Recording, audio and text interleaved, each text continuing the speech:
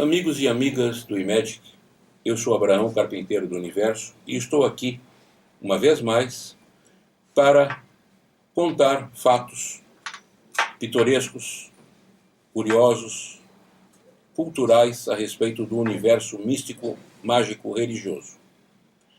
O Brasil é um país de enorme variedade de influências do ponto de vista místico e, felizmente, grande parte dessas influências são da riquíssima cultura mágica de origem africana. O que pouca gente sabe, porém, é que o candomblé, como o voodoo, são cultos eminentemente americanos, das três Américas, do Novo Mundo. Eles não existem dessa mesma forma religiosa na África. O que há na África é a fé indígena africana. Essa fé indígena não se conflita dentro da visão da sociedade africana, nos diversos países onde ela é praticada de formas muito similares, com as religiões, pois é um tipo de culto mágico, onde se preserva muito mais as ações mágicas do que exatamente o comportamento religioso.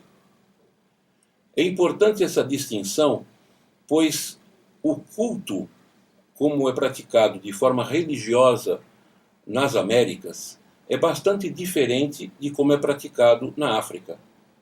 Eu, ao longo das últimas décadas, tive contato com muitas pessoas praticantes, muitos sacerdotes, digamos assim, desse culto da fé indígena africana, e a quase totalidade deles tem uma das grandes religiões como sua fé principal. Muitos são cristãos, divididos entre católicos, protestantes, pentecostais, neopentecostais. Muitos são muçulmanos.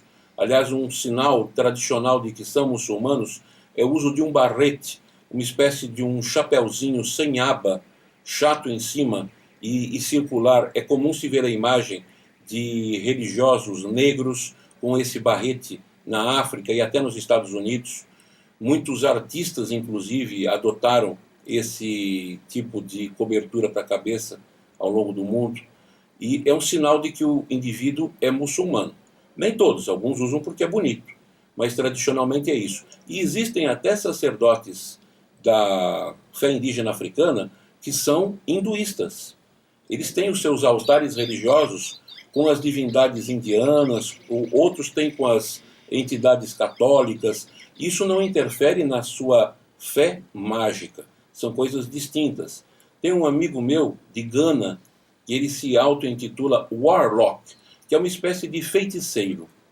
Ele é médico, ele é católico, e o trabalho dele mágico consiste principalmente na preparação de joias como vasos mágicos, e ele faz isso há mais de 40 anos, e também no trabalho de reequilíbrio energético, porque para o africano que milita nesses meios místico-mágicos, quando uma pessoa tem um determinado problema, seja de saúde, seja afetivo, seja financeiro, ou mesmo social, essa pessoa tem um desequilíbrio. É parecido com a visão mística chinesa, que se há um desequilíbrio, ele é causado por conta de bloqueios nos canais energéticos, bloqueio da energia do Qi ou do Qi, chakras mal alinhados ou ainda bloqueados. Então é comum que místicos chineses façam orações, peçam a intervenção das entidades e pratiquem a acupuntura ou a acupressura ou ainda a estimulação de meridianos com as mãos, com os dedos, para desbloquear os canais. Então, veja, se alguém está achando isso estranho, que um médico recorra a trabalhos mágicos, a oferendas, a preces, a ceder a própria energia, assim, cedendo prana para uma entidade, que se você não tiver nada para oferecer para uma entidade e você sinta que precisa fazer uma oferenda, você não precisa fazer uma oferenda como tradicionalmente se faz em cultos e religiões. Basta você esfregar as mãos até sentir calor e colocar as mãos em posição diretamente voltada à imagem ou à representação dessa entidade e você vai estar fazendo uma oferenda do seu prana, da sua energia vital. E essa oferenda é tão aceita como se fosse qualquer outro tipo de oferenda. Uma vela, uma comida, um ovo, um sacrifício animal, é a mesma coisa. Depende, claro, da sua postura. Então, para quem acha estranho, estava dizendo, que um médico recorra a práticas mágicas para ajudar no tratamento de um paciente, veja como é que um místico chinês ele recorre à colocação de objetos coloridos, de espelhos na casa de uma pessoa para mudar a forma, o ambiente, mudar a maneira como uma família convive. Como é que um místico chinês pratica acupuntura para estimular o chakra da base de alguém e faz a terapia da cura prânica, enviando prana colorido para sanar um chakra da base se essa pessoa tem problemas econômico-financeiros. E funciona. O importante é isso. Então, não há nada de estranho. O que existe são coisas que nós não entendemos e não compreendemos, pois a verdade liberta. Então, voltando à questão das religiões de origem africana e a fé indígena africana, que é um culto mágico. Não existe na África um codex, uma codificação religiosa. Ao ponto que nas Américas, veja-se quantos livros existem mostrando uma estrutura religiosa, embora não tão elaborada quanto das grandes religiões, mas há uma estrutura hierárquica, ao que se faz antes, ao que se faz no final dos rituais e tudo. Então há essa distinção.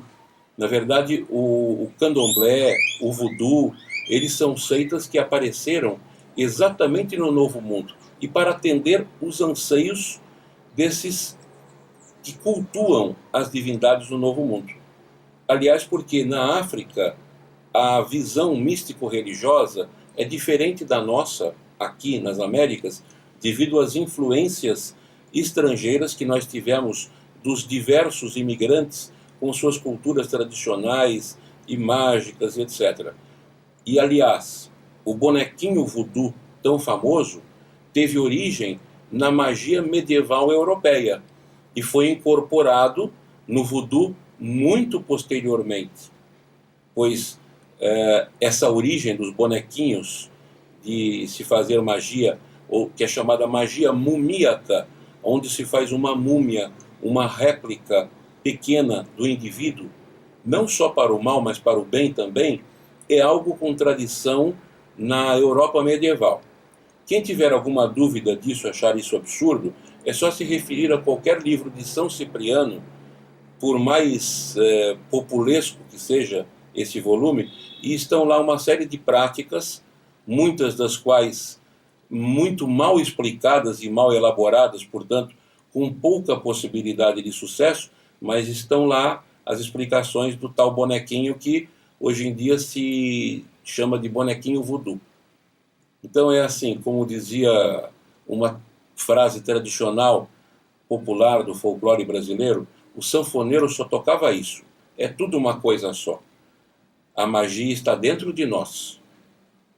As outras coisas são suportes, objetos, apoios para facilitar o nosso desempenho mágico.